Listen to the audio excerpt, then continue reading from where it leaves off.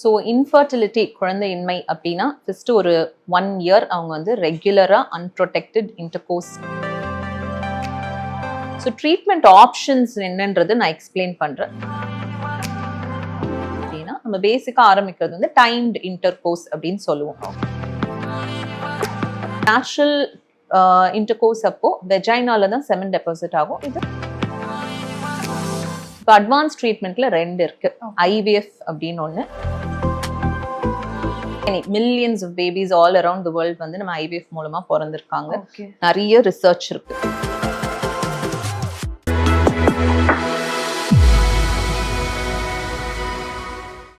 Viewers எல்லாருக்கும் ஒரு hi hello வணக்கம். எல்லாரும் நல்லா இருப்பீங்கன்னு சொல்லி நினைக்கிறோம். நாங்களும் ரொம்பவே நல்லா இருக்கும். இன்னைக்கு இந்த வீடியோல எதை பத்தி பார்க்க போறோம் அப்படின்னு சொல்லி பாத்தீங்கன்னா, நிறைய பேருக்கு வந்துட்டு இன்ஃபர்டிலிட்டி நினைச்சு வந்துட்டு ரொம்ப பயமா இருக்கு. அஃப்கோர்ஸ் நம்ம லைஃப் ஸ்டைல்னால நிறைய பேருக்கு வந்துட்டு இப்போ இன்ஃபர்டிலிட்டி ப்ராப்ளம்ஸ் வந்துட்டு ஃபேஸ் பண்ணிட்டு இருக்காங்க.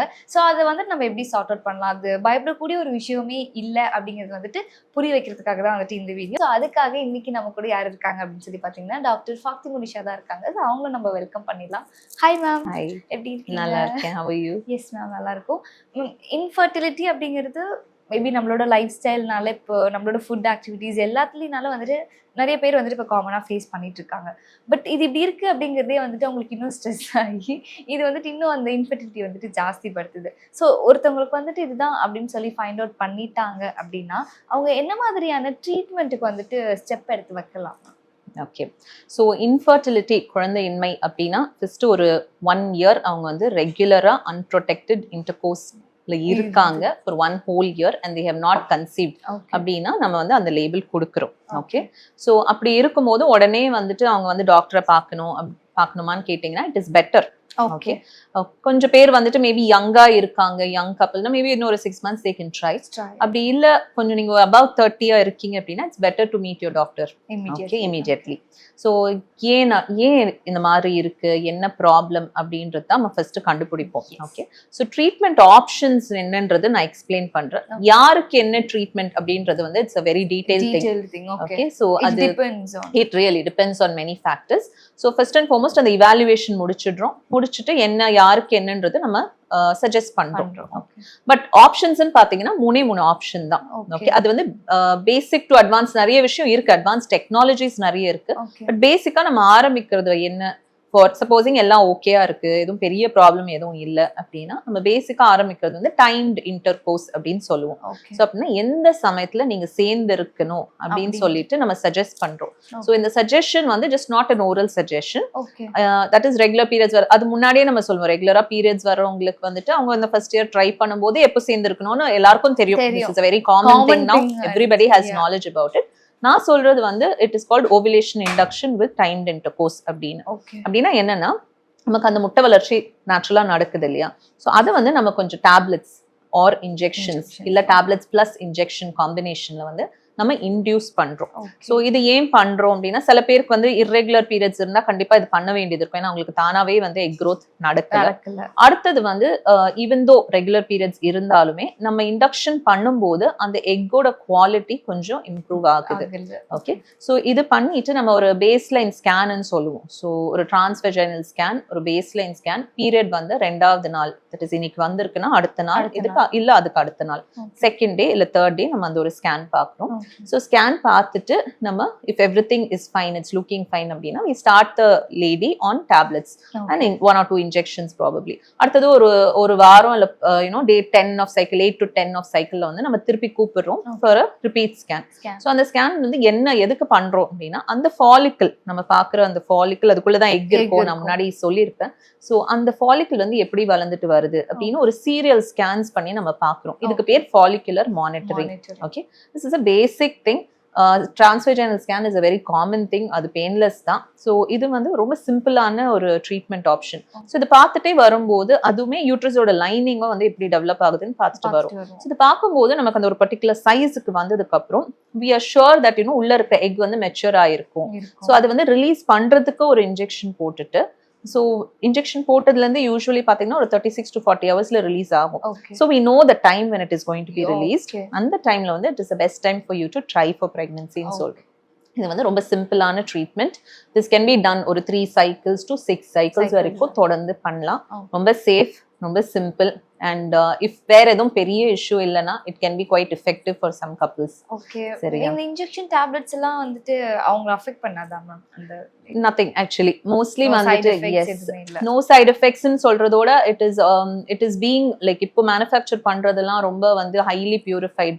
ஸோ அலர்ஜிஸோ அந்த மாதிரி இன்ஜெக்ஷன் போட்டா கொஞ்சம் வலி இருக்கும், Okay. கொஞ்சம் டிஸ்கம்ஃபர்ட் இருக்கும், அவ்வளவுதான். பட் பெருசா அவங்க லெவல்ல வந்து அவங்க ஹெல்த் ஒன்றும் பாதிக்க போறது கிடையாது. Okay. ஓகே, ஸோ இது வந்து ஒரு சிம்பிள் ட்ரீட்மெண்ட் ஆப்ஷன். இது வந்து பேசிக் ட்ரீட்மெண்ட் நம்ம Treatment. சொல்லுவோம். Okay. அடுத்த பேசிக்லயே வந்து அதுக்கு நெக்ஸ்ட் ஸ்டெப்ல IUI அப்படின்னு ஒரு ஆப்ஷன் இருக்கு. Okay. அது வந்து இன்ட்ரா யூட்ரைன் இன்செமினேஷன். Okay. அப்படின்னா யூட்ரஸ்குள்ள நம்ம இன்செமினேட் பண்றோம், செமினை வந்து உள்ள எடுத்து வைக்கிறோம் வைக்கணும். அப்படின்னு Okay. சொல்றது. ஸோ இதுக்குமே அந்த first half of the treatment இப்போ நான் சொன்ன அந்த ஓவுலேஷன் இண்டக்ஷனே தான் பண்ணுவோம், அது மாறாது. Okay. அதே மாதிரி ஃபாலிகுலர் ஸ்கேன்ஸ் பார்ப்போம், ஒரு நாள் விட்டு ஒரு நாள் அந்த ஸ்கேன்ஸ் பார்த்துட்டு அந்த ஃபாலிக்கல் எப்படி வளருது, எண்டோமெட்ரியம் எப்படி இருக்கு, இதெல்லாம் நல்லா இருக்கு அப்படின்னா அந்த ரிலீஸ் பண்றதுக்கு இன்ஜெக்ஷன் கொடுத்துட்டு, லைக் ஐ செட் அந்த டைம்ல சேர்ந்துருங்கன்னு சொல்றோம் இல்லையா. Yes. ஸோ சேர்ந்தும் இருக்க சொல்லுவோம். But what we do is male partner கிட்ட இருந்து செமன் கலெக்ட் பண்ணிட்டு Okay. அது வந்து நம்ம லேப்ல வாஷ் பண்றோம். So we kind of purify இட்னு வச்சுக்கோங்க. ஸோ அதுல வந்து நமக்கு டெட் ஸ்பர்ம்ஸ் இருக்கும், நல்ல ஸ்பர்ம்ஸ் இருக்கும், கொஞ்சம் டெப்ரின்னு Debris சொல்லுவோம், இருக்கும். அதெல்லாம் இருக்கும். ஸோ அதை வந்து நம்ம செப்பரேட் பண்றோம், செக்ரிகேட் பண்ணிட்டு நம்ம நல்ல ஃபாஸ்ட் மூவிங் ஹெல்தி ஸ்பர்ம்ஸ் வந்து செப்பரேட் பண்ணிட்டு அது ஒரு தின் டியூப், ஒரு தின் கெத்தீட்டர்னு சொல்றோம். It's very thin flexible tube. அது வழியா நம்ம கீழ் வழியா யூட்ரஸோட மவுத் பார்த்துட்டே உள்ள போய் யூட்ரஸ்குள்ள வைக்கிறோம். ஓகே, ஸோ நீங்க நேச்சுரல் இன்டர்கோர்ஸ் அப்போ வெஜைனால தான் செமன் டெபாசிட் ஆகும். இது we are going ahead and keeping it in the uterus. Okay. Okay, so இதனால வந்து நமக்கு சக்சஸ் பாத்தீங்கன்னா ஒரு 5 to 10% பெட்டரா இருக்கு ஃப்ரம் ஓவுலேஷன் இண்டக்ஷன். இது ஒரு 15 to 20% நம்ம சொல்லலாம். ஓகே, இதுவுமே ஒரு ரொம்ப simple procedure, day care procedure. So ரொம்ப பெயின்ஃபுல்லாம் ஒன்றும் கிடையாது, மைல்ட் டிஸ்கம்ஃபர்ட் இருக்கலாம். நீங்க வந்து இங்க ஒரு half an hour to 45 minutes rest பண்ணிட்டு நீங்க கிளம்பி வீட்டுக்கு போயிடலாம். ஓகே, ஸோ இதுதான் அடுத்த பேசிக் ட்ரீட்மெண்ட். எஸ், ஸோ இந்த ரெண்டு ட்ரீட்மெண்ட் ஒர்க் அவுட் ஆகல, இதுவுமே ஒரு 3 to 6 சைக்கிள்ஸ் பண்ணலாம். எஸ், ஸோ இதுவும் ஒர்க் அவுட் ஆகல அப்படின்னா நம்ம அட்வான்ஸ் ட்ரீட்மெண்ட்க்கு போறோம். இப்போ அட்வான்ஸ் ட்ரீட்மெண்ட்ல ரெண்டு இருக்கு, IVF அப்படின்னு ஒண்ணு, ICSI அப்படின்னு ஒண்ணு. எஸ், IVF ரொம்ப ஜெனரலா நம்ம எல்லாரும் கேள்விப்பட்ட ஒண்ணு. ஸோ ICSI வந்து நம்ம யூஸ்வலா இந்த டேர்ம் வந்து இன்டர்சேஞ்ச் பண்ணி சொல்றோம். ICSI நம்ம யூஸ்வலா பேசுறது இல்ல. Even if you're doing ICSI, we say IVF. You know, it is more easily, you know, we're able to communicate easily with the patient. So IVF na in vitro fertilization. அப்படின்னா உள்ள சேருது இல்லையா. So நம்ம கருவும் விந்தும் அது உள்ள சேர்ந்து fertilise ஆகுறது வந்து உள்ள பாடியில நடக்குது. அது நம்ம வெளியில பண்ணும்போது in vitro, outside the body அப்படின்னு சொல்றோம். ஸோ அதுதான் இன் விட்ரோ ஃபர்டிலைசேஷன். இப்போ ICSI அப்படின்னா இன்ட்ராசைட்டோபிளாஸ்மிக் ஸ்பெர்ம் இன்ஜெக்ஷன் அப்படின்னு சொல்றோம். ரெண்டுமே கிட்டத்தட்ட ஒரே மாதிரி, there is a slight difference. Okay, so இந்த IVF ICSI வந்து they come under advanced treatment. Okay, so IVF ல வந்து நம்ம என்ன பண்றோம் அப்படின்னா IVF or ICSI இந்த ஃபர்ஸ்ட் ஹாஃப் எல்லாமே சேமா தான் இருக்கும் நமக்கு. ஸோ இதுலயுமே வந்துட்டு ஃபாலிகுலர் மானிட்டரிங் இருக்கும், ஓவுலேஷன் இண்டக்ஷன் இருக்கும். பட் நம்ம வந்து சிம்பிள் ட்ரீட்மெண்ட்ல டேப்லெட்ஸ் அண்ட் இன்ஜெக்ஷன்ஸ் வந்து 1 or 2 இன்ஜெக்ஷன்ஸ் கொடுப்போம், maybe some 3 or 4 for some patients. இதுல வந்து டேப்லெட்ஸ் யூஸ்வலா கொடுக்கறது இல்ல. So from the second day of period or third day of period தொடர்ந்து ஒரு 10 நாள் அல்லது 12 நாளைக்கு டெய்லி இன்ஜெக்ஷன்ஸ் போடுவோம். ஓகே, ஸோ இன்ஜெக்ஷன்ஸ் போட்டுட்டு அவங்களுக்கு மயக்கம் கொடுத்து, த லேடி அவங்களுக்கு மயக்கம் கொடுத்து ஒரு it's a simple procedure, needle procedure தான். ஸோ நம்ம வெஜைனல் ஸ்கேன் மூலமா ஒரு நீடில் அட்டாச் பண்ணி அந்த ஃபாலிகல்ஸ் எல்லாத்தையும் வந்து நம்ம அதுல இருக்க ஃப்ளூயிடை ஆஸ்பிரேட் பண்ணிடுறோம். ஓகே, ஸோ அதோட சேர்ந்து எக் வந்துடுது நமக்கு. ஸோ எக் வந்து நம்ம மைக்ரோஸ்கோப் கீழே போட்டு பார்த்துட்டு then we do the IVF for the ICSI. இந்த ஸ்டேஜ்ல தான் நம்ம டிசைட் பண்றோம். ஸோ IVF அப்படின்னா என்னன்னா, we take a dish, ஒரு எக் வச்சுட்டு ஒரு ஸ்பெர்ம் ஒரு ஃபியூ ஸ்பெர்ம்ஸ் வந்து அதை சுத்தி விட்டுறோம். ஸோ அது நேச்சுரலா போய் அதை ஃபர்டிலைஸ் பண்ணும். It has to enter the egg. இதுக்கு பேர் தான் IVF. இதுல கொஞ்சம் ஃபர்டிலைசேஷன் ஃபெயிலியர் சான்ஸ் இருக்கு. எந்த ஸ்பெர்மும் வந்து அந்த எக்குள்ள வந்துட்டு ஃபியூஸ் பண்ணல அப்படின்னா அந்த எக் வந்து we cannot it will not form, fertilize ஆகாது. So ICSI ல வந்து what we do is we take a sperm and we inject it inside the egg. Okay, so இது எல்லாருக்குமே வந்துட்டு நம்ம யாருக்கு IVF யாருக்கு ICSI எல்லாருக்குமே ICSI பண்றோமா அப்படின்னா not necessary that you do ICSI for everyone. ICSI யூசுவலா வந்து கொஞ்சம் ரொம்ப லோ sperm count and motility-யும் ரொம்ப கம்மியா இருக்கு அப்படின்னா we don't expect that sperm to fertilize the egg. அப்படி இருக்கும்போது ICSI சூஸ் பண்றோம். ஓகே, ஸோ ஷார்ட்டா சொல்லணும்னா இதுதான் ரெண்டுத்துக்குமே. அதுக்கப்புறம் அந்த எம்ப்ரியோ நமக்கு ஃபார்ம் ஆனதுக்கு அப்புறம், அந்த கரு அடுத்த நாள் ஃபர்டிலைஸ் ஆயிட்டு ஃபார்ம் ஆனதுக்கு அப்புறம் அது கல்ச்சர் பண்றோம். ஒரு 3 to 5 days வரைக்கும் நம்ம அது கல்ச்சர் பண்ணலாம் லேப்ல. அதுக்கப்புறம் ஐதர் ஃப்ரீஸ் பண்ணலாம் ஃப்ரீஸ் பண்ணிட்டு ஃபியூச்சர்ல ட்ரான்ஸ்ஃபர் பண்ணலாம் யூட்ரஸ்க்குள்ளார. அப்படி இல்லை அப்படின்னா அதே மாசம் எடுத்து நம்ம ஃப்ரெஷ் ட்ரான்ஸ்ஃபர்னு சொல்லணும், யூட்ரஸ்ல நம்ம ட்ரான்ஸ்ஃபர் பண்ணலாம். ஸோ அதுக்கப்புறம் ஒரு 2 weeks கழிச்சு நம்ம பிளட் டெஸ்ட் பண்ணும்போது பிரெக்னன்சி வந்திருக்கா இல்லையான்னு சொல்லிட்டு அந்த பீட்டா ஹெச்சிஜி டெஸ்ட் வச்சு நம்ம கண்டுபிடிக்கிறோம். ஸோ இதோட இன்னும் கொஞ்சம் அட்வான்ஸ்ட் ப்ரொசீஜர்ஸ் என்னன்னு கேட்டிங்கன்னா இது தான் இருக்கும். பட் இதோட சேர்த்து நம்ம எக்ஸ்ட்ராவா என்ன பண்ண முடியும் டு என்ஹான்ஸ் சக்சஸ்னா பிளாஸ்டோசிஸ் ட்ரான்ஸ்ஃபர்னு ஒன்று இருக்கு. ஸோ பிளாஸ்டோசிஸ் ட்ரான்ஸ்ஃபர் அப்படின்னா அந்த day 5 எம்ப்ரியோ. ஸோ மோஸ்ட்லி இந்த day 3ல ஃப்ரீஸ் பண்ணிட்டு இல்லை day 3ல ட்ரான்ஸ்ஃபர் பண்ணுவோம். அது தாண்டி இந்த day 5 வரைக்கும் வளர வச்சோம் அப்படின்னா that is called a blastocysts. So அதுல வந்து சக்சஸ் இன்னும் பெட்டரா இருக்கு. So we can do a blastocyst transfer. So these are the basic things that we can do. But there are many more advanced technologies like pre-implantation genetic testing னு சொல்லுவோம். So அந்த கருவில் வந்து நம்ம few cells எடுத்துட்டு அந்த கரு வந்து அதோட குரோமோசோம் நம்பர் நார்மலா இருக்கா, ஸோ அது ஒரு நார்மல் எம்ப்ரியோவா இல்லை அப்நார்மல் எம்ப்ரியோவான்னு சொல்லிட்டு செக் பண்றதுக்கு ஆப்ஷன்ஸ் இருக்கு. நமக்கு வந்து சப்போசிங் எண்டோமெட்ரியல் லைனிங் நம்ம வைக்கிற சமயம் அந்த யூட்ரஸோட லைனிங் வந்து ரிசெப்டிவா இருக்கா, அது வந்து அந்த இம்ப்ளான்டேஷனுக்கு கரெக்டான டைமான்னு பார்க்கறதுக்கு எண்டோமெட்ரியல் ரிசெப்டிவிட்டி அசேன்னு சொல்லுவோம். ஸோ அங்கேருந்து அந்த பயாப்சி பண்ணி எந்த டைம்ல வந்து அந்த எம்ப்ரியோ வச்சா நம்ம கரெக்டா இருக்கும்னு பாக்குறது இருக்கு. தென் there are certain other things like ரொம்ப கம்மி கவுண்ட் மோட்டிலிட்டி இருக்கும்போது சம்திங் கால் MAX-ன்னு சொல்லுவோம், மேக்னெட்டிக் அசிஸ்டட் செல் சார்ட்டிங். ஸோ அந்த பெஸ்ட் ஸ்பெர்ம்ஸ் சூஸ் பண்றது. இல்ல வந்து IMSI அப்படின்னு ஒண்ணு இருக்கு. ஸோ அதுல வந்து நம்ம மேக்னிஃபை பண்ணி பார்த்துட்டு எந்த ஸ்பெர்ம் பெட்டரா இருக்குன்னு. ஸோ ஆல் தீஸ் டெக்னிக்ஸ் பாத்தீங்கன்னா it is not recommended to do for everyone. எல்லாமே ப்ரூவன் கிடையாது. ஓகே, லேசர் ஹேட்சிங் அப்படின்னு சொல்லுவோம். ஸோ அந்த ஓடு இருக்கு இல்லையா அந்த எம்ப்ரியோ சுத்தி, ஸோ அதுல ஒரு ஓட்டை போட்டுட்டு அதுக்கப்புறம் உள்ள எடுத்து வைப்போம் so that it can hatch. So இது எல்லாருக்குமே பண்ணணும்னு அவசியம் கிடையாது. ஓகே, ஸோ ஸ்பெசிஃபிக் இண்டிகேஷன்ஸ் இருக்கு. அவங்களுக்கு it may be helpful, may not be helpful. அது வந்து இண்டிவிஜுவலைஸ் பண்ணி doctor will decide with the patient's consent. Okay, so these are the things. இன்னும் நிறைய இருக்கு பேசணும் அப்படின்னா, but this is the basic thing that you need to know. Okay ma'am, இதுல எனக்கு ஒரே ஒரு டவுட் தான் கேட்கணும்னு தோணுச்சு. ஸோ இப்போ நம்ம பாடியில ஆட்டோமேட்டிக்கா நடக்கிற ஒரு விஷயத்தை நம்ம வெளியூர் ஒரு லேப்ல வச்சு பண்ணும்போது அந்த பேபி எந்த அளவுக்கு ஹெல்த்தியா இருக்கும்? நார்மல் பேபிக்கும் அந்த பேபிக்கும் ஏதாவது டிஃபரன்ஸ் இருக்குமா? ஹெல்த்தியா இருக்கும்? இந்த டவுட் எல்லாருக்கும் இருக்குது தான். ஸோ இப்போ வந்து I think we have come to a stage where இது நம்ம வந்து ரொம்ப கேட்டகாரிக்கா நம்ம வந்து இதை ஆன்சர் பண்ண முடியுது. மேபி 30 years பேக் கேட்டிங்கன்னா அந்த டவுட் டாக்டருக்கே வந்துட்டு இருந்திருக்கும். பட் இப்போ so many millions of babies all around the world வந்து நம்ம IVF மூலமா பிறந்திருக்காங்க.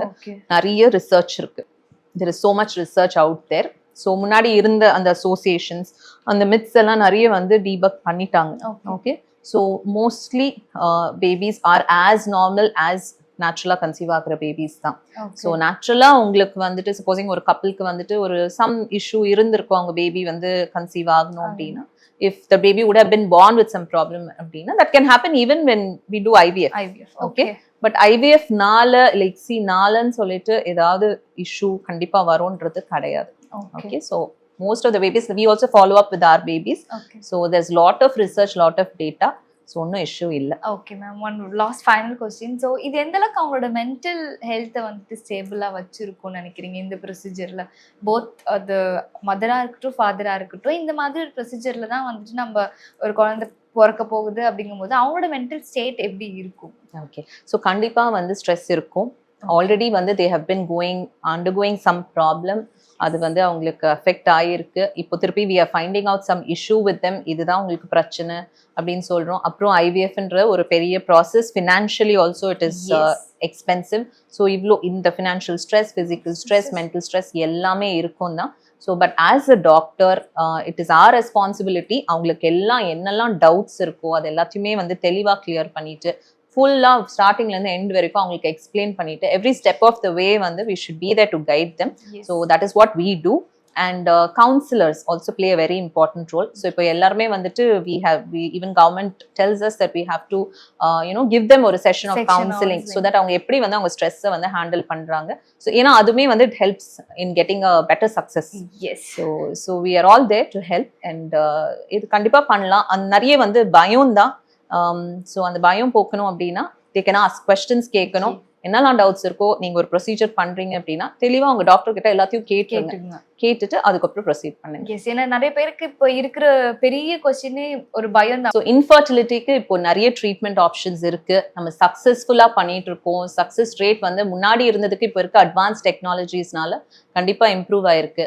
So don't loose hope. இது குழந்தை இல்லை, நமக்கு வந்து அவ்வளோதான், எல்லாம் முடிஞ்சு போச்சுன்னு நினைக்காதீங்க. அப்ரோச் பண்ணுங்க, நீங்க போய் உங்க டாக்டரை பாருங்க, கேள்வி கேளுங்க, என்ன ட்ரீட்மெண்ட் உங்களுக்கு பெஸ்ட்னு நீங்க நினைக்கிறீங்களோ, டாக்டர் என்ன சொல்றாங்களோ அதை வச்சு டிசைட் பண்ணுங்க. It is not the end of the world. கண்டிப்பா வந்து பாசிட்டிவா யோசிச்சிங்கன்னா கண்டிப்பா பாசிட்டிவா நடக்கும். ஸோ இந்த பதில் அவங்களுக்கு வந்து ரொம்ப ஹெல்ப்ஃபுல்லாக இருக்கும் அப்படின்னு சொல்லி நினைக்கிறோம். ஏன்னா நிறைய பேர் வந்துட்டு எப்படி கன்சீவ் ஆகுறது, இது இவ்வளோ பெரிய ப்ரொசீஜரா, ஆகவே முடியாதான்னு சொல்லி நிறைய பேர் வந்துட்டு கைவிட்டுடுவாங்க. பட் இது அவ்வளோ கஷ்டம் இல்லை அப்படிங்கிறது வந்துட்டு இந்த வீடியோ பார்க்கும்போது, இந்த வீடியோவில் நான் பேசும்போது எனக்குமே வந்துட்டு புரிஞ்சுது. ஸோ மக்களுக்கும் வந்துட்டு இது போய் சேரும்னு சொல்லி நினைக்கிறோம். ஸோ இந்த மாதிரி நிறைய விஷயம் வந்துட்டு பேசலாமா? தேங்க்யூ. தேங்க்யூ.